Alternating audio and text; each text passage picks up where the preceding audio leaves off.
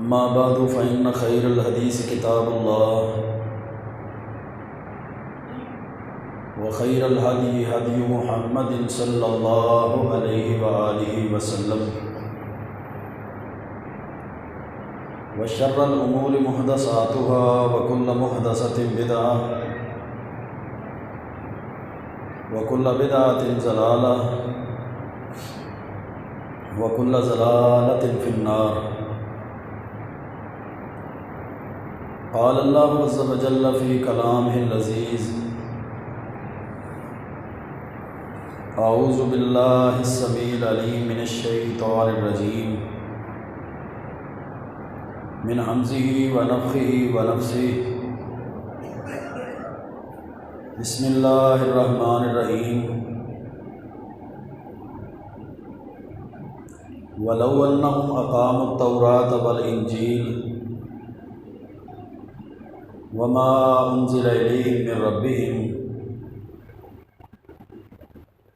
لأكلوا من فوقهم ومن تحت أرجلهم منهم أمة مقتصدة وكثير منهم ساء ما يعملون. وقال الله عز وجل في مقام آخر: أم لهم شركاء شرعوا لهم من الدين ما لم يأذن به الله. وقال رسول الله صلى الله عليه وسلم: الإسلام يعلو ولا يعلى عليه. رواه البخاري في صحيحه. رب اشرح لي صدري ويسر لي امري واحلل عقدة من لساني يفقهوا قولي. رب زدني علما سبحانك لا علم لنا الا ما علمتنا انك انت العليم الحكيم. اللهم صل وسلم على نبينا محمد وعلى آله وبارك وسلم وصل عليه.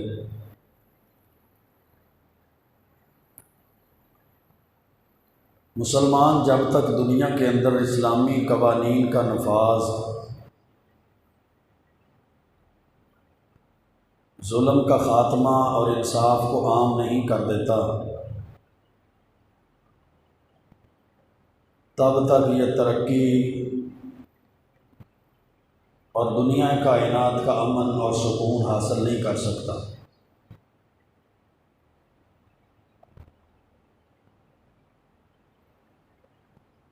یہ مسلمان اور مسلمان حکمران چاہے دنیا کا کوئی بھی نظام لے آئیں، سیکولرزم کے پیچھے چل پڑیں یا لبرلزم کے پیچھے چل پڑیں، یہ یہود و نصارہ کی پیروی کریں ان کی خوشنودی کے لیے اور دنیا کی ترقی کے لیے،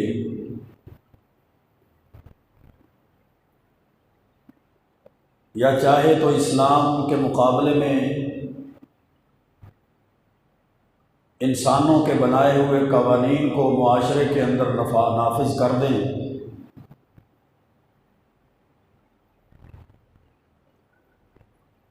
دنیا کائنات کا کوئی نظام اور دنیا کائنات کے کوئی قانون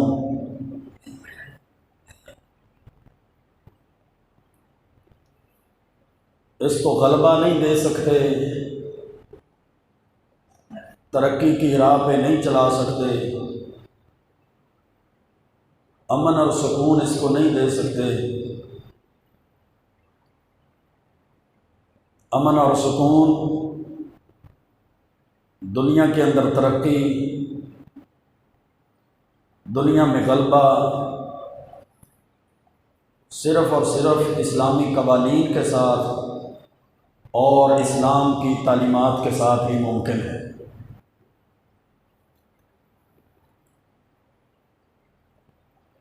اسلام میں جزا اور سزا کا جو فلسفہ ہے وہ معاشرے میں عدل، امن اور سلامتی کا ضامن ہے، جبکہ اسلام کے مقابلے میں کوئی بھی قانون، کوئی بھی نظام دنیا کے اندر عدل پیدا نہیں کر سکتا، دنیا کے اندر امن اور سلامتی کا ضامن نہیں ہو سکتا۔ اسلام کے مقابلے میں انسانی قوانین اور ان قوانین کے نفاذ، ان کا نفاذ کے لحاظ سے بھی وہ کمزور واقع ہوتے ہیں، کیونکہ انسانوں کا بنایا ہوا قانون یہ لوگوں کے ذہن اور ان کی دلوں کی تربیت نہیں کر سکتا،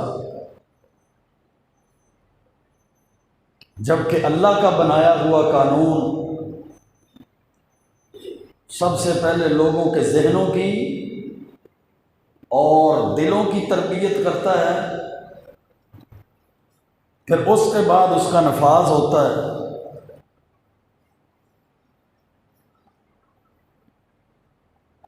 اسلامی قانون کا آغاز ہی فکر آخرت سے ہوتا ہے۔ کسی کو جواب دینے کے تصور سے ہوتا ہے، حلال اور حرام کے احساس سے ہوتا ہے۔ ان تعلیمات میں انسان کا ضمیر تربیت پا جاتا ہے اور وہ اپنے ظاہر کو بھی اور اپنے باطن کو بھی اللہ کے نازل کردہ قانون کے لیے تیار کر لیتا ہے۔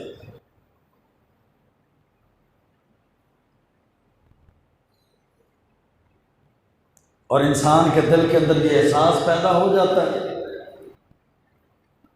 جس کے بارے میں صحیح بخاری کی حدیث ہے، حضرت عبداللہ بن عمر رضی اللہ تعالیٰ عنہ فرماتے ہیں کہ اللہ کے رسول صلی اللہ علیہ وسلم نے فرمایا، کلکم راع وکلکم مسئول عن رعیتہ، تم میں سے ہر ایک نگہبان ہے، ہر ایک ذمہ دار ہے،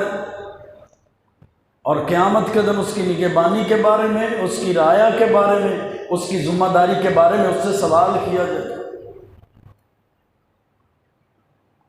پھر اللہ کے رسول علیہ الصلوۃ والسلام نے آگے فرمایا، گھر کا سربراہ گھر کے معاملات کے بارے میں ذمہ دار ہے،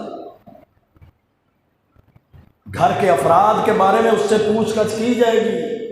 اس کا محاسبہ ہوگا، اس سے سوال جواب ہوگے۔ عورت اپنے شوہر کے بارے میں، اس کے مال کے بارے میں اور اپنی عزت کے بارے میں جواب دے گی۔ کوئی ادارے کا سربراہ ہے تو ادارے کے بارے میں اس سے پوچھا جائے گا، کوئی علاقے کا بڑا ہے تو اس علاقے کے بارے میں اس سے پوچھا جائے گا، حتیٰ کہ ملکوں کے اور ریاستوں کے حکمرانوں سے ان کی ریاست، ان کی رعایا کے بارے میں سوال جواب کیے جائیں گے۔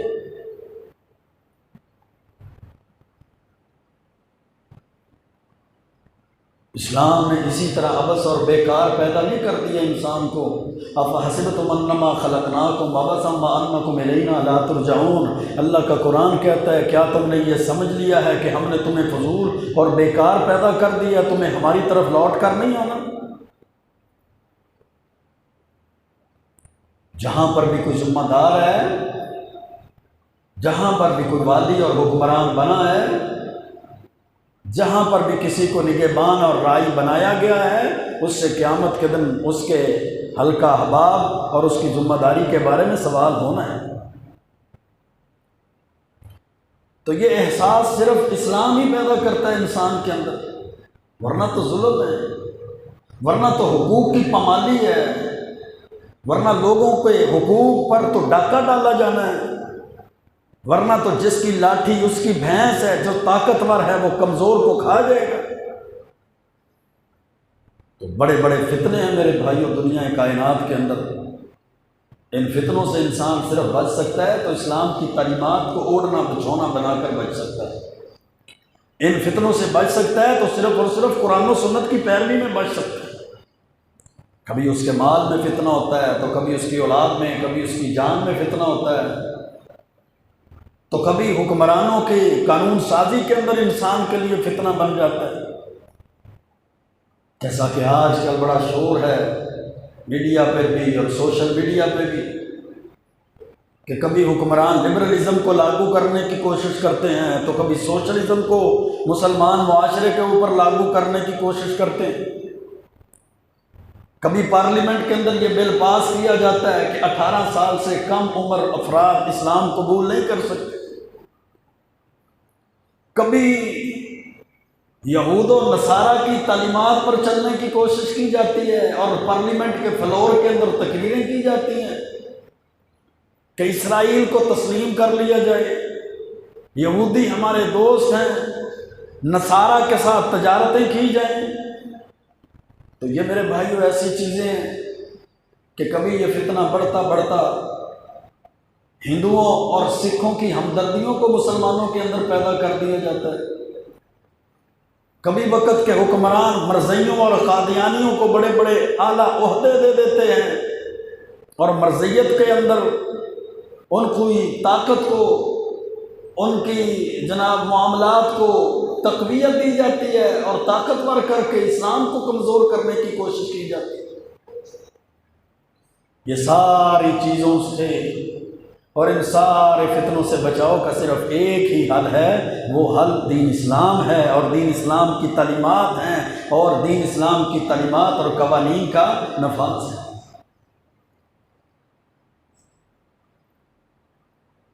اسلامی قوانین سے، شریعت اسلامیہ کے نفاذ سے زمین پہ ظلم ختم ہوتا ہے، زمین پہ بدکاری اور اس کے اڈے ختم ہوتے ہیں، چوری اور لوگوں کے حقوق کے استحصال کا خاتمہ کیا جاتا ہے، اور پھر اسلامی تعلیمات اور اسلامی قوانین کے نفاذ سے اسلامی معاشرہ ترقی بھی حاصل کرتا ہے اور زمین اور آسمان سے برکتوں اور رحمتوں کا نزول بھی ہوتا ہے۔ اسلامی تعلیمات اور اسلامی قوانین کے نفاذ کا یہ بھی فائدہ ہے کہ مسلمانوں کے اندر اتحاد پیدا ہو جاتا ہے، اور اتحاد کی برکت سے مسلمانوں کی دنیا میں فتوحات اور سربلندی ہوتی ہے، کفار اور مشرکین شکست خوردہ ہو جاتے ہیں۔ لیکن اگر اس کے برعکس ہم اسلام کی تعلیمات کو ترک کر دیں، اسلام کے قوانین کو ترک کر دیں اور ایسے قوانین کی مدد کریں اور ایسے قوانین کے ساتھ ہم اپنے ہمدردیاں پیدا کر دیں جو قرآن و سنت کے منافی ہیں، جو قرآن و سنت کی تعلیمات کے منافی ہیں، وہ چاہے غیر مسلموں کے حقوق کی شکل میں ہوں یا اقلیتوں کے عبادت گاہوں کو آباد کرنے کی شکل میں ہوں، یا چاہے 18 سال سے کم عمر بچے کے اسلام قبول کرنے پہ پابندی کی شکل میں ہوں، یا چاہے جس شکل کے اندر بھی ان کو اسلامی معاشرے کے اندر رائج کر دیا جائے،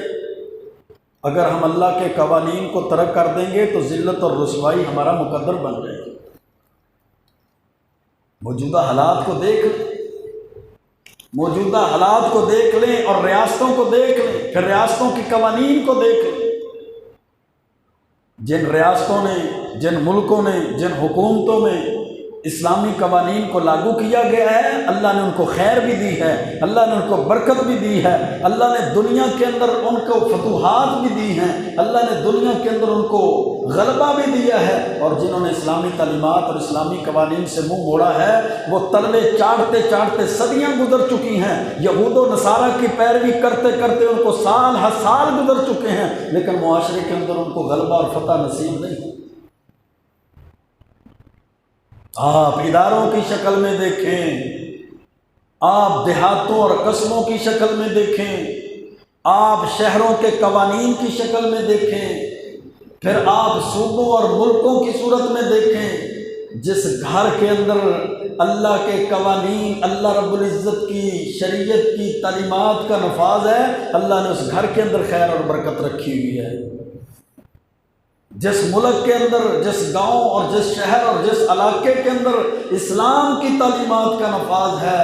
اللہ رب العزت نے اس کو امن کا گہوارہ بنا دیا ہے، اللہ رب العزت نے اس کو ترقی کا گہوارہ بنا دیا ہے، اللہ نے اس کو غلبہ بھی دیا ہے اور برکتیں بھی اس پہ نازل کی۔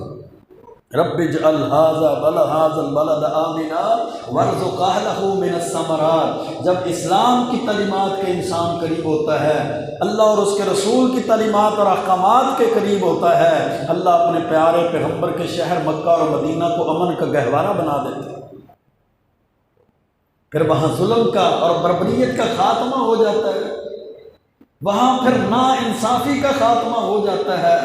وہاں پھر بدکاری کے اڈوں کا خاتمہ ہو جاتا ہے، اور اللہ رب العزت نے اسلامی احکامات کے اندر انسان کی طبیعت اور انسان کی فطرت کا خیال رکھا ہے۔ لا یکلف اللہ نفسا الا وسعها، اللہ نے قوانین اور احکامات میں کسی جان کو اس کی طاقت سے بڑھ کر مکلف بنایا ہی نہیں۔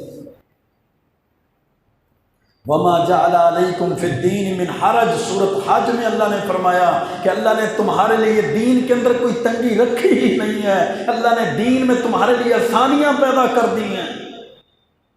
آپ اپنے خاندان کو دیکھ لیں، آپ اپنی برادری کو دیکھ لیں، جس خاندان اور برادری کے اندر قرآن و سنت کا نفاذ ہے، ان کے پیدا ہونے پہ، ان کے خوشیوں کے موقع پہ، ان کے مرنے پہ، ان کی غمیوں کے موقع پہ، اللہ کی قسم اللہ نے ان کو دنیا کے بڑے بڑے فتنوں، مالی فتنوں سے بھی محفوظ کر دیا ہے، اور اللہ نے ان کی عزتوں کو بھی محفوظ کر لیا۔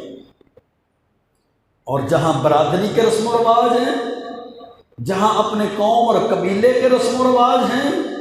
جہاں جناب علی اپنی جماعتوں، فرقوں اور گروہوں کے رسم و رواج اور فتاوی جات نافذ کیے گئے ہیں، ان کا جینا بھی مشکل ہوا پڑا ہے، ان کا مرنا بھی مشکل ہوا پڑا ہے، ان کے فوت ہونے والے تو فوت ہو جاتے ہیں، لیکن پیچھے والے مالی لحاظ سے، جانی لحاظ سے، ہر لحاظ سے تنگ ہو جاتے ہیں۔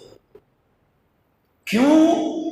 وما جعل علیکم فی الدین من حرج، اللہ نے تو دین میں تنگی نہیں رکھی۔ جب انسان نے اپنی قوم، قبیلے اور برادری کے اندر بھی دین کو چھوڑ دیا، وہ تنگی میں پڑ گئے، وہ رسم و رواج کو پورا ہی نہیں کر سکتے، وہ رسم و رواج کو پورا کرتے کرتے اور برادری کے اندر اپنے ناک کو رکھتے رکھتے قرض کی دلدلوں میں پھنس جاتے ہیں، اپنی عزتوں کو بھی جناب اور اپنے مال کو بھی تار تار کروا بیٹھتے ہیں۔ اللہ کی قسم یہ عزتوں کی حفاظت بھی اللہ نے قرآن و سنت کے دین میں رکھی ہے، یہ مال کی حفاظت بھی اللہ نے اسلام کے اندر رکھی ہے، قرآن و سنت کے اندر رکھی ہے۔ ورنہ تو بڑے بڑے ڈاکو، بڑے بڑے لٹیرے، وہ جہنم کی طرف بلانے والے بڑے بڑے دائی لوگوں کے مال کو بھی کھا رہے ہیں اور لوگوں کی عزتوں کو بھی برباد کر رہے ہیں۔ ہر مسئلے کو اٹھا کر دیکھیے، عقائد کو مسئلوں کو اٹھا کے دیکھیے، یا عبادات کے مسئلوں کو اٹھا کر دیکھیے، اخلاقیات اور معاملات کو اٹھا کر دیکھیے، یا اپنی ازدواجی زندگیوں کو اٹھا کر دیکھیے۔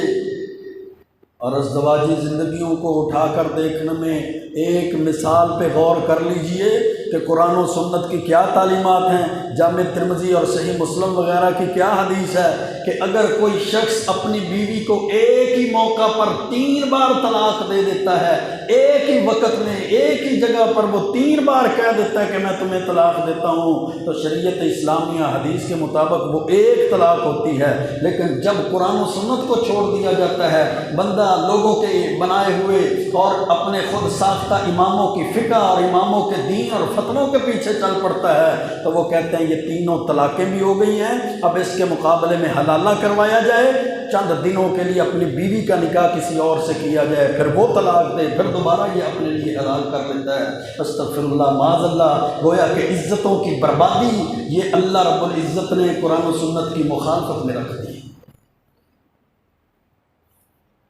اور جامع ترمذی کی حدیث ہے، اللہ کے رسول علیہ السلام نے فرمایا تھا، لعن رسول اللہ المحلل والمحلل لہ، حلالہ کرنے والے پہ بھی اللہ کے رسول نے لعنت کی ہے، اور حلالہ کروانے والے پہ بھی اللہ کے رسول علیہ السلام نے لعنت کی۔ الطلاق مرتان فإمساک بمعروف او تسریح بإحسان، جب قرآن نے حق دیا ہے کہ رجی طلاق کا حق انسان کے پاس 2 مرتبہ ہے، 2 مرتبہ طلاق کے بعد وہ رجوع کر سکتا ہے، فَإِمْسَاكٌ بِمَعْرُوفٍ، تیسری دفعہ اگر طلاق دے گا تو یا تو تیسری بار اپنے پاس احسان کے ساتھ رکھ لے یا طلاق دے کر اس کو فارغ کر دے۔ تو جب لوگوں نے قرآن کی آیات کی مخالفت کی ہے، احادیث مبارکہ کی مخالفت کی، اللہ کی قسم عزتیں بھی محفوظ نہیں رہی، خاندان بھی محفوظ نہیں رہے، بربادی ہو چکی ہے۔ یہ اسلام کی تعلیمات کے آپ وہ قوانین کو دیکھ لیں، ایک قانون کو چھوڑنے کی وجہ سے انسان کی عزت، انسان کی جان اور گھر محفوظ نہیں رہتے۔ اسلامی قانون کی بنیاد شریعت اسلامیہ کے ماخذ تو 2 ہی ہیں، ایک اللہ کا قرآن ہے، ایک محبوب پیغمبر علیہ الصلوۃ والسلام کی حدیث ہے۔ اس کے علاوہ تو شریعت کا ماخذ نہیں ہے۔ نہ اللہ رب العزت نے کسی امام کی فقہ کو ہمارے لیے حجت بنایا ہے، نہ کسی مفتی کے فتوے کو ہمارے لیے حجت بنایا ہے، نہ کسی جماعت اور گروہ کے جناب طریقہ کار کو ہمارے لیے حجت بنایا ہے، نہ اللہ رب العزت نے کسی بزرگ کے جناب وہ خود ساختہ بات کو ہمارے لیے حجت بنایا ہے۔ ہمارے لیے حجت بنایا گیا ہے تو ایک ہی بات کو بنایا گیا، یا تو اللہ کے قرآن کی پیروی کرو یا اللہ کے رسول صلی اللہ علیہ وسلم کی حدیث جو حقیقت میں قرآن کی ہی تشریح ہے اس کی پیروی کرو۔ اور موطا امام مالک کے اندر صحیح سند کے ساتھ حدیث ہے، اللہ کے رسول صلی اللہ علیہ وسلم نے فرمایا، حضرت ابو ہریرہ حدیث کے راوی ہیں، ترکت فیکم امرین لن تضلوا ما تمسکتم بہما کتاب اللہ و سنت نبیہ۔ اللہ کے رسول علیہ السلام نے فرمایا تمہارے اندر 2 چیزیں چھوڑ رہا ہوں، لن تضلوا ما تمسکتم، جب تک تم ان 2 چیزوں پہ عمل کرتے رہو گے، ان 2 چیزوں کو مضبوطی سے تھامے رکھو گے، ان 2 چیزوں کی پیروی کرتے رہو گے، ان 2 چیزوں کے پیچھے چلتے رہو گے، لن تضلوا، تم گمراہ نہیں ہو سکتے۔ کتاب اللہ و سنت نبیہ، وہ 2 چیزیں کون سی ہیں؟ ایک اللہ کا قرآن ہے، ایک پیارے پیغمبر علیہ الصلوۃ والسلام کی سنت اور حدیث ہے۔ یہ تو ایک میرے بھائیوں چھوٹی سی مثال ہے نا۔ جب آپ قرآن و سنت کے مقابلے میں کسی فقہ کی پیروی کرتے ہیں، کسی امام کے قول کی پیروی کرتے ہیں، کسی جناب گروہ اور فرقے کی پیروی کرتے ہیں، اپنی برادری کے رسم و رواج پہ چلتے ہیں، تو پھر دنیا کائنات کے اندر جینا محال اور مشکل ہو جاتا ہے، پھر مال، عزت اور جان محفوظ نہیں رہتی۔ جبکہ اس کے مقابلے میں جب قرآن و سنت کی پیروی کی جاتی ہے تو اللہ کا قرآن کہتا ہے وَمَا جَعَلَ عَلَيْكُمْ فِي الدِّينِ مِنْ حَرَجٍ، اللہ نے تمہارے لیے دین کے اندر سختی رکھی۔ اور جامع ترمذی کے اندر حدیث ہے، حضرت زید بن ارقم رضی اللہ تعالیٰ عنہ فرماتے ہیں، رسول اللہ صلی اللہ علیہ وسلم نے فرمایا، انی تارک فیکم ما ان تمسکتم بہ، بے شک میں تمہارے اندر جو چیز چھوڑ رہا ہوں، جب تک تم اس چیز کو مضبوطی سے تھامے رکھو گے، اس پر عمل کرتے رہو گے، لن تضلوا بعدی، میرے دنیا سے جانے کے بعد تم گمراہ نہیں ہو سکتے۔ احدہما اعظم من الآخر، ان 2 چیزوں میں سے ایک چیز دوسرے سے بہت بڑی ہے، وہ کتاب اللہ، اللہ کی کتاب، اللہ کا قرآن ہے، اللہ کا نازل کردہ قرآن ہے، حبل ممدود من السماء الی الارض، وہ اللہ کی ایسی رسی ہے جو آسمان سے زمین تک اللہ نے پھیلا دی ہے۔ جب تم اللہ کی رسی کو مضبوطی سے تھامے رکھو گے، جس کا ذکر اللہ نے قرآن میں بھی کیا، وَاعْتَصِمُوا بِحَبْلِ اللَّهِ جَمِيعًا وَلَا تَفَرَّقُوا، تم اللہ کی رسی کو مضبوطی سے تھامے رہو، اپنی جماعتوں اور فرقوں اور گروہوں کو فتنوں میں نہ پڑو۔ حبل ممدود من السماء والارض، ایک تو اللہ کی کتاب ہے اور دوسری اللہ کے رسول صلی اللہ علیہ وسلم کی سنت اور حدیث ہے۔ جب تک بندہ ان 2 چیزوں پہ عمل کرتا رہتا ہے، دنیا کائنات اور آخرت کی ہر فتنے اور ہر گمراہی سے محفوظ ہو جاتا ہے۔ ورنہ تو نسلوں کی نسلیں اللہ کی قسم گمراہ ہو جاتی ہیں، گمراہ نہیں۔ یقین تو معاشرے کے رسم و رواج پہ چل کر دیکھ لیں، باپ فوت ہوا ہے نا تو اس کی فوتگی کی رسموں کو پورا کرتے کرتے اولاد مقروض ہو جاتی ہے، ان کے قرضوں کو ادا کرتے کرتے ان کی نسلیں مقروض ہو جاتی ہیں۔ نہ یہ دنیا کی رسمیں پوری ہوتی ہیں، نہ قوم، قبیلے اور برادری کے رسم و رواج پہ انسان پورا اتر سکتا ہے، نہ معاشرے اور برادری میں اس کی ناک سال ثابت رہتی ہے، اور نہ یہ قرآن و سنت کے مقابلے میں کسی دین پر چل کر دنیا آخرت میں محفوظ اور امن اور سلامتی کو حاصل کر سکتے۔ تو یہ کتنی بڑی بات ہے کہ جب بندہ ایک گھر، ایک خاندان، ایک برادری کے رسم و رواج پر چل کر خوش نہیں سہ سکتا، ترقی اور غلبہ حاصل نہیں کر سکتا، امن اور سلامتی کو نہیں دنیا کے اندر پا سکتا، تو دین اسلام کو چھوڑ کر یہودیت پر، نصرانیت پر، لبرلزم پر، سوشلزم پر چل کر، سیکولرزم پر چل کر، یا وہ دنیا کے خود ساختہ بنائے ہوئے نظاموں پہ چل کے دنیا کے اندر کیسے غالب رہ سکتا؟ یہ تو مت ماری جاتی ہے ہمارے حکمرانوں کی کہ کبھی وہ سکھوں کی ہمدردیاں حاصل کرنے کے لیے اقلیتوں کے حقوق دیتے ہیں، تو کبھی وہ جناب ہندوؤں کی ہمدردیاں حاصل کرنے کے لیے اسلام کی تعلیمات کو پس پشت ڈالتے ہیں، کبھی وہ یہود و نصارہ کی خوشنودی کو حاصل کرنے کے لیے اللہ اور اس کے رسول کی تعلیمات کو نظر انداز کیا جاتا ہے، کبھی جناب متنازع بل کو پارلیمنٹ میں پیش کر دیا جاتا ہے کہ 18 سال سے کم عمر افراد جناب اسلام قبول نہیں کر سکتے۔ اسلام کے قوانین کا نقطہ آغاز کیا ہے؟ قُلْ نَهْبِطُوا مِنْهَا جَمِيعًا فَإِمَّا يَأْتِيَنَّكُم مِّنِّي هُدًى فَمَن تَبِعَ هُدَايَ فَلَا خَوْفٌ عَلَيْهِمْ وَلَا هُمْ يَحْزَنُونَ۔ سورۃ بقرہ کے اندر اللہ رب العزت کا قرآن کہتا ہے قُلْ نَهْبِطُوا مِنْهَا جَمِيعًا، ہم نے کہا تم سارے کے سارے زمین پر اتر جاؤ، تمہاری طرف ہماری طرف سے ہدایت آئے گی، جس نے میری ہدایت کی پیروی کی اس پہ نہ غم ہوگا نہ اس پہ خوف ہوگا۔ یعنی غم اور خوف سے انسان صرف بچ سکتا ہے تو اللہ کے قرآن کی پیروی کے ذریعے سے بچ سکتا ہے، غم اور خوف سے اگر بچ سکتا ہے تو اللہ کے پیارے پیغمبر علیہ الصلوۃ والسلام کی تعلیمات پر عمل کے ذریعے سے بچ سکتا ہے۔ اور اس حدود اللہ کے نفاذ میں پھر شریعت نے کسی کی پرواہ نہیں کی کہ امیر ہے تو چھوڑ دو، یہ دنیا کے قانون تو امیروں کے گھروں کی لونڈی بنے ہوئے ہیں، غریب ہے تو وہ ساری زندگی جیلوں کے اندر سڑتا اور جلتا رہتا ہے، امیر ہے تو وہ جج بھی خرید لیتا ہے، امیر ہے تو وہ پوری کی پوری عدالت بھی خرید لیتا ہے، حکومتیں بھی خرید لیتا ہے، وزارتیں اور مشارتیں بھی خرید لیتا ہے، لیکن اللہ کے پیارے پیغمبر علیہ السلام نے فرمایا کہ صحیح بخاری کی حدیث ہے انما اہلک الذین قبلکم انہم کانوا اذا سرق فیہم الشریف، تم سے پہلی امتوں کی ہلاکت کا سبب اور وجہ یہ بنی تھی کہ وہ لوگ ہلاک اس لیے ہوئے تھے کہ اگر کوئی امیر آدمی، تعلق والا آدمی جناب وہ چور بن جاتا، وہ کرپشن میں ملوث ہو جاتا، وہ اللہ کی حدود کو توڑنے کے اندر ملوث ہو جاتا، ترکوہ تو وہ اس کو چھوڑ دیا کرتے، وَإِذَا سَرَقَ فِيهِمُ الضَّعِيفُ، اور جب کوئی کمزور بندہ چوری کر لیتا أَقَامُوا عَلَيْهِ الْحَدَّ، تو اس پر وہ حد کو نافذ کر دیا کرتے۔ تو اسلامی دستور کا نفاذ، اسلامی قوانین کا نفاذ یہ ریاست کی ذمہ داری ہے،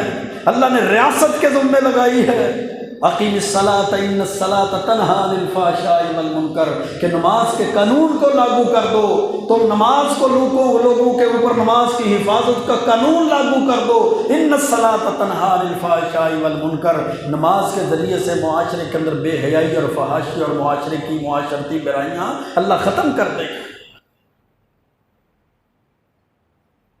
معاشرتی برائیوں کو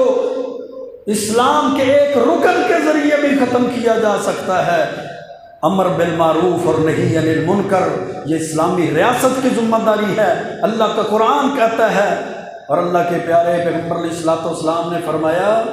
لَتَأْمُرُنَّ بِالْمَعْرُوفِ وَلَتَنْهَوُنَّ عَنِ الْمُنْكَرِ، ضرور تم لوگوں کو نیکی کا حکم دیا کرو، ضرور تم لوگوں کو گناہوں سے اور برائیوں سے روکا کرو، ورنہ اللہ کی طرف سے تمہارے اوپر عذاب نازل کر دیا جائے گا، اور یہ عذاب بھی ایسا ہوگا پھر تم اللہ سے دعائیں کرو گے، اللہ تمہاری دعاؤں کو بھی قبول نہیں کرے گا۔ اسلامی قوانین کے ذریعے سے اللہ نے اتحاد کا راستہ دیا، اتفاق کا راستہ دیا ہے، ورنہ معاشرے کے اندر کتنے گروہ ہیں، کتنے فرقے ہیں، کتنی جماعتیں ہیں، کتنی قومیں ہیں، کوئی ایسا نصاب، کوئی ایسا لاہ عمل ہے جس پر سب متفق ہو جائیں؟ ہمارے تو صوبے متفق نہیں ہوتے، ملکوں کے ملک اور سلطنتوں کی سلطنتیں اور ریاستوں کی ریاستوں نے کیسے متفق ہونا ہے؟ ایک برادری دوسری برادری کے ساتھ متفق نہیں ہوتی، ایک گاؤں ایک دیہات ایک بستی ہی ایک آپس میں متفق نہیں ہوتی۔ یہ اتفاق یہ اتحاد صرف اور صرف دیتا ہے تو اسلام دیتا ہے، اسلام کی تعلیمات دیتی ہے۔ وَاعْتَصِمُوا بِحَبْلِ اللَّهِ، اسلام ہی وہ نصاب دیتا ہے جس پر سارے کے سارے ملک، ساری کی ساری قومیں، ساری کی ساری برادری، سارے کے سارے علاقے متفق ہو دیتے آتے ہیں۔ وہ پلیٹ فارم مہیا کرتا ہے تو صرف اسلام مہیا کرتا ہے، اور وہ پلیٹ فارم بھی کیا ہے؟ کوئی فقہ حنفی کا اور فقہ شافعی اور فقہ جعفری اور فقہ مالکی کا پلیٹ فارم نہیں ہے، وہ کسی امام کی فقہ کا نہیں ہے، وہ کسی مفتی کی فتوے کا نہیں ہے، وہ پلیٹ فارم ہے تو اللہ نے قرآن کی صورت میں مہیا کیا کہ وَاعْتَصِمُوا بِحَبْلِ اللَّهِ جَمِيعًا، تم اللہ کی رسی قرآن کو مضبوطی سے تھام لو۔ جب تم اللہ کی رسی قرآن کو مضبوطی سے تھام لو گے تو پھر جماعتوں، فرقوں اور گروہوں کی تقسیم سے بھی بچ جاؤ گے اور دنیا کے فتنوں سے بھی بچ جاؤ گے۔ وَأَطِيعُوا اللَّهَ وَرَسُولَهُ، اگر ایسا نہیں ہوگا تم اللہ اور اس کے رسول کی اطاعت نہیں کرو گے۔ وَلَا تَنَازَعُوا فَتَفْشَلُوا وَتَذْهَبَ رِيحُكُمْ وَاصْبِرُوا إِنَّ اللَّهَ مَعَ الصَّابِرِينَ۔ آپ اپنے گھریلو مسائل سے لے کر اپنے علاقائی مسائل تک، علاقائی مسائل سے لے کر قومی مسائل تک، ریاست اور حکمرانوں کے مسئلوں تک اور پوری دنیا کے قوانین اور مسائل تک لے جائیں، جہاں بھی اللہ اور اس کے رسول کی پیروی نہیں ہوگی وہاں اختلاف پیدا ہو جائے۔ اس لیے اللہ کا قرآن کہتا ہے تم اللہ کی پیروی کرو، اللہ کے رسول کی اطاعت کرو، آپس میں لڑائی جھگڑے نہ کرو۔ فتفشلوا، تم بزدل بھی ہو جاؤ گے، تمہاری ہوا بھی چلی جائے گی۔ وَاصْبِرُوا، صبر کرو، ان اللہ مع الصابرین، اللہ صبر کرنے والوں کے ساتھ۔ یہ تو دین اسلام کی تعلیمات ہیں، دین اسلام کے احکامات ہیں، یہ تو اسلامی قوانین ہیں جس پہ اللہ نے آسانیاں دی، جیسے صحیح بخاری کی حدیث ہے یسروا ولا تعسروا بشروا ولا تنفروا، لوگوں کے لیے آسانیاں پیدا کرو، لوگوں کو مشکلات میں نہ ڈال دو، لوگوں کو اسلام کی محبت اور اسلام کی طرف دعوت دو، خوشخبریاں سناؤ، لوگوں کو متنفر نہ کر دو، نفرتیں پیدا نہ کر دو لوگوں کے دلوں کے۔ یہ دین آسان ہے، اور اللہ کے رسول صلی اللہ علیہ وسلم کی زندگی کا عام دستور بھی تھا کہ آپ کو جب دو چیزوں میں سے کسی ایک چیز کا اختیار دیا جاتا، ان دو چیزوں میں سے کسی ایک کو منتخب کر لیں، تو اللہ کے رسول علیہ الصلوۃ والسلام نے احکامات میں، تعلیمات کے اندر ہمیشہ آسانی والے راستے کو اختیار کیا، کبھی بھی امت کے لیے مشکل راستہ کو منتخب نہیں کیا۔ جیسے صحیح بخاری کی حدیث کو پڑھیے، اللہ کے رسول علیہ السلام نے فرمایا لولا ان اشق علی امتی لامرتهم بالسواک عند كل وضوء، اگر میں اپنی امت پہ مشقت نہ سمجھتا تو ہر وضو کے ساتھ مسواک کرنا لازم قرار دے دیتا۔ دیکھیں آسانی کو اختیار کیا ہے، تنگی کو اختیار نہیں کیا، مشکل کو اختیار نہیں کیا۔ جب دین آسان ہے، دین کی تعلیمات آسان ہے، تو ہم پھر کیوں رسم و رواج اور اپنے قوم قبیلے اور فرقوں اور جماعتوں کے پیچھے پڑ کے اپنے دین کو مشکل تر کرتے چلے جا رہے ہیں؟ ہم نے تو دین کو مشکل بنا دیا، ہم نے تو دین کو انتہائی مشکل ترین بنا دیا۔ اللہ نے تو دین کو آسان بنایا تھا، الا ان الدین یسر، اللہ کے رسول اللہ علیہ وسلم نے فرمایا خبردار یہ دین آسان ہے۔ اللہ کے قرآن نے کہا تھا وما جعل علیکم فی الدین من حرج، اللہ نے تمہارے لیے دین کے اندر تنگی نہیں رکھی، لیکن ہم نے دین کو کیسے مشکل بنا دیا۔ کبھی ہم قرآن و سنت کے مقابلے میں اپنے قوم اور قبیلے اور برادری کے رسم و رواج پہ چل کے سر گل جاتے ہیں، بربادی پیدا کر لیتے ہیں۔ کبھی ہم قرآن و سنت کے مقابلے میں اپنے گروہوں کے پیچھے چل کے بربادی پیدا کر لیتے ہیں۔ کبھی ہم قرآن و سنت کے مقابلے میں اپنی انا اور اپنے ناک کو بچاتے ہوئے بربادی پیدا کر لیتے ہیں۔ ان الدین یسر، اللہ نے تو دین کو آسان بنایا، اور ہمارے لیے دین پہ عمل کرنا مشکل ہے۔ جی کیا کریں، برادری کے اندر ناک نہیں رہتی، کیا کریں، ہمارے مولوی صاحب راضی نہیں ہوتے، کیا کریں، ہمارے مفتی صاحب کا فتویٰ ہے۔ بات تو آپ کی درست ہے، لیکن ہماری مسجد کے امام نے جیسے کہا ہے ویسے ماننا پڑے گا۔ بات تو آپ کی درست ہے، لیکن جس فقہ کو ہم مانتے ہیں اس فقہ پہ چلنا پڑے گا۔ بات تو آپ کی درست ہے، لیکن کیا کریں جی، ہم نے اب برادری کے اندر بھی رہنا ہے نا، اب برادری کو تو نہیں نا چھوڑ سکتے۔ اللہ کے رسول علیہ السلام نے برادریوں کو نہیں چھوڑا، اللہ کے رسول علیہ السلام نے علاقوں کو نہیں چھوڑا، اللہ کے رسول علیہ السلام نے رشتہ داروں کو نہیں چھوڑا، اللہ کے رسول کے صحابہ کرام رضوان اللہ علیہم اجمعین نے یہ ساری قربانیاں نہیں دی، ان کی برادریاں نہیں تھیں، ان کی رشتہ داریاں نہیں تھیں، ان کے علاقے نہیں تھے، ان کو معاشرے میں نہیں رہنا تھا، ان کو کوئی ضرورت کا کام نہیں پڑ سکتا تھا، لیکن جس دین کی خاطر اللہ کی قسم انہوں نے سب کچھ چھوڑ دیا، اللہ نے اس دین کو بھی غالب کر دیا اور اس دین کے ماننے والوں کو بھی اللہ نے غالب کر دیا۔ 22 لاکھ مربع میل کے حکمران حضرت عمر بن خطاب جب ممبر پہ کھڑے ہوتے تھے نا، ممبر پہ 22 لاکھ مربع میل کے حکمران تھے، ممبر پہ کھڑے ہوتے تو کہا کرتے واہ عمر، تجھے تو اونٹ باندھنے کا طریقہ نہیں آتا تھا، آج 22 لاکھ مربع میل کی اللہ نے تجھے حکمرانی دے دی ہے۔ کس وجہ سے؟ اسلام کی وجہ سے، اسلام کی وجہ سے۔ آج کہتے ہیں اسلام ماننے والوں کو پتہ ہی نہیں،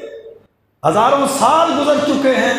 20 سال اور صدیاں گزر چکی ہیں، ہمیں غیروں کی پیروی کرتے ہوئے، غیروں کے نفع نظام کو مانتے ہوئے، غیروں کی تعلیمات کو مانتے ہوئے، اور یہود و نصارہ کے کلموں کے بول پڑھتے ہوئے، اور ان کی جناب نوکری اور چاکری کرتے ہوئے، اور وائٹ ہاؤس کے طواف کرتے ہوئے، اور امریکہ کو اپنا نمبردار اور چودھری مانتے ہوئے، اللہ کی قسم ان ہزاروں سالوں کے اندر جو گزر چکے ہیں، کبھی مسلمانوں نے عزت پائی ہے؟ ہمیشہ ہر جگہ پہ ذلیل ہی ہوئے، خوار ہی ہوئے، مظلوم ہی رہے، ظلم اور بربریت کا نشانہ ہی بنتے رہے۔ لیکن جب انہوں نے اپنے حقوق اور اسلام کی سربلندی کے لیے تلوار کو اٹھایا، اس تلوار کے مقابلے میں نیٹو کے ملک بھی آ جائیں یا 42 ملکوں کی فوج بھی آ جائے، الاسلام یعلو ولا یعلی علیہ، پھر اللہ نے اسلام کو عزت دی ہے، اسلام کے ماننے والوں کو عزت دی ہے۔ جب انسان اسلام کے ساتھ جڑ جاتا ہے، اللہ اس کو عزت بھی دیتا ہے، فتح بھی دیتا ہے، غلبہ بھی دیتا ہے، اللہ اس کے مال کو بھی محفوظ کر لیتا ہے، اور اللہ اس کی عزت کو بھی محفوظ کر لیتا ہے۔ آپ اپنے گھر کے نظام کو ذرا اسلام کی تعلیمات کے ساتھ جوڑ کر تو دیکھیں، آپ اپنے قوم قبیلے کی برادری کے رسم و رواج کو اسلام کی تعلیمات پر جوڑ کر تو دیکھیں، آپ اپنی ریاست کے نظام کو، آپ پارلیمنٹ اور قومی اسمبلی اور جناب صوبائی اسمبلیوں کے قوانین کو اسلام کے ساتھ جوڑ کر تو دیکھیں، جو اللہ کا نازل کردہ دین ہے، جو منزل من اللہ دین ہے۔ جب آپ اللہ کی قسم جوڑیں گے، اللہ آسمان اور زمین سے برکتوں کے دروازے بھی کھول دے گا، اللہ رب العزت پر خیر اور برکت کو بھی نازل کرے گا، اللہ تمہاری محرومیوں کو بھی دور کر دے گا، اللہ تمہیں فتوحات بھی دے گا، ترقی بھی دے گا، اور دنیا آخرت سکون اور امن بھی اللہ عطا کر دے گا۔ اللہ نے وعدہ کیا ہے وَلَوْ أَنَّهُمْ أَقَامُوا التَّوْرَاةَ وَالْإِنْجِيلَ، اگر یہ لوگ اللہ کے نازل کردہ تورات کو لاگو کر دیں، اللہ کی نازل کردہ کتاب انجیل کو اپنے اندر اس کے قوانین کو لاگو کر دیتے، وما انزل الیہم، اگر یہ لوگ اللہ کی نازل کردہ شریعت کو اپنے معاشرے میں نازل کر دیں، لَأَكَلُوا مِنْ فَوْقِهِمْ، یہ اپنے اوپر سے بھی کھائیں، وَمِنْ تَحْتِ أَرْجُلِهِمْ، اللہ ان کا رزق ان کی زمین سے بھی نکالے، ان کے پاؤں کے نیچے سے بھی اللہ مال کی فراوانی عطا کر دے، اللہ ان کو رزق کے دروازے بھی کھول دے۔ وَلَوْ أَنَّ، دوسری جگہ اللہ نے فرمایا وَلَوْ أَنَّ أَهْلَ الْقُرَىٰ آمَنُوا وَاتَّقَوْا لَفَتَحْنَا عَلَيْهِمْ بَرَكَاتٍ مِّنَ السَّمَاءِ وَالْأَرْضِ، اگر یہ بستیوں والے تقوی اختیار کر لیں اور مومن بن جائیں، مومن ایمان لے آئیں، لَفَتَحْنَا عَلَيْهِمْ بَرَكَاتٍ مِّنَ السَّمَاءِ وَالْأَرْضِ، ہم آسمان سے بھی ان کے لیے برکتوں کے دروازے کھول دیں، ہم زمین سے بھی ان کے لیے برکتوں کے دروازے کھول دیں۔ وہ اسی لیے تو جاتے ہیں نا مسلمان حکمران ان کو سلوٹ کرنے کے لیے، ان کی چاکری اور نوکری کرنے کے لیے، ہمیں مال ملے گا، ہمیں قرضے ملیں گے، ہمیں جناب وہ ڈالر دیں گے، ہمیں یورو دیں گے، یہ مال کے لیے جب ان کے آگے جھکتے ہیں، اللہ کا قرآن کہتا ہے تم مال ان سے لینے کے لیے جاتے ہو، وَلَوْ أَنَّهُمْ أَقَامُوا التَّوْرَاةَ وَالْإِنْجِيلَ، تم اللہ کے بنائے ہوئے قوانین کو لاگو کر دو، اللہ اوپر سے بھی مال دے گا، نیچے سے بھی مال دے گا، آسمان زمین اور برکتوں کے دروازے اللہ تمہارے لیے کھول دے گا۔ وَكَثِيرٌ مِّنْهُمْ سَاءَ مَا يَعْمَلُونَ، مسئلہ تو یہ ہے کہ تم میں سے بہت سے لوگ ایسے ہیں جو برے عمل کرتے ہیں۔ پھر اللہ نے اسلام کو فطرت، دین فطرت رکھا ہے۔ ما من مولود یولد الا یولد علی الفطرہ، کہ ہر، صحیح بخاری کی حدیث ہے، ہر پیدا ہونے والا بچہ فطرت اسلام پر پیدا ہوتا ہے۔ اس کے والدین اس کو یہودی بنا دیں، اس کے والدین اس کو عیسائی بنا دیں، یا اس کے والدین اس کو مجوسی بنا دیں، اب اللہ نے جو فطرت، انسان کی فطرت کے اندر جو دین رکھا ہے، اب اس کو تبدیل کرنا یہ ظلم نہیں۔ فَأَقِمْ وَجْهَكَ لِلدِّينِ حنیف، اللہ کا قرآن کہتا ہے اپنے چہرے کو دین حنیف کے لیے قائم کر دو۔ وہ فطرت اللہ التی فطر الناس علیہا، وہ اللہ کی فطرت ہے جس پر اللہ نے لوگوں کو پیدا کیا ہے۔ لا تبدیل لخلق اللہ، اللہ کی تخلیق تبدیل نہیں ہو سکتی۔ ذالک الدین القیم ولکن اکثر الناس لا یعلمون۔ پھر اس متنازع بل کے پیچھے کیا کارگر ہے، کیا معاملات ہیں، اللہ ہی بہتر جانتا ہے کہ لوگوں کی خوشنودیاں ہیں ایسے قوانین کو لانے میں اور پاس کروانے میں۔ حالانکہ جب شریعت، دین اسلام اور اسلام کی تاریخ کا ہم مطالعہ کرتے ہیں نا، تو اللہ کے نبی صلی اللہ علیہ وسلم نے جب اسلام کی دعوت دی تو کتنے ہی ایسے صحابہ ہیں جنہوں نے کم عمری کے اندر اسلام کو قبول کیا۔ حضرت علی المرتضیٰ شیر خدا کو دیکھیے، انہوں نے کم عمری کے اندر اسلام کو قبول کیا۔ حضرت عبداللہ بن عباس رضی اللہ تعالیٰ عنہ ہیں، حضرت زید بن ثابت ہیں، حضرت انس بن مالک ہیں، حضرت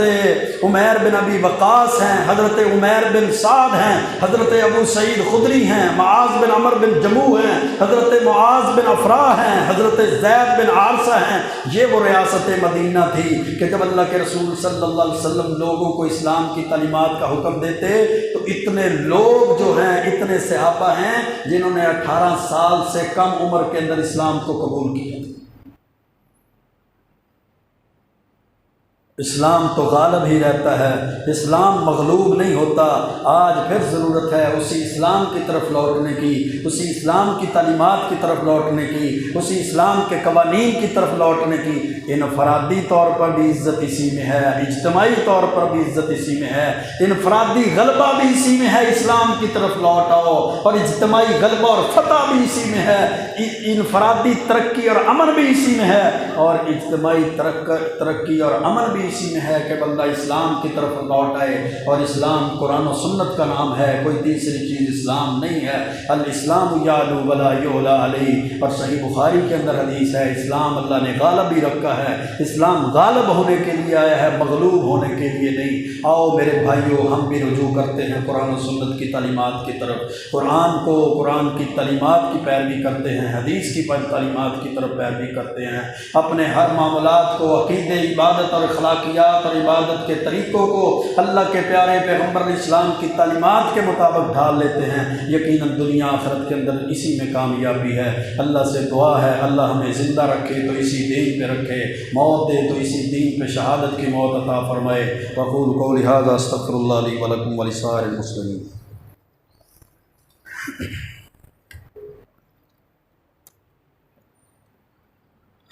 ان الحمد للہ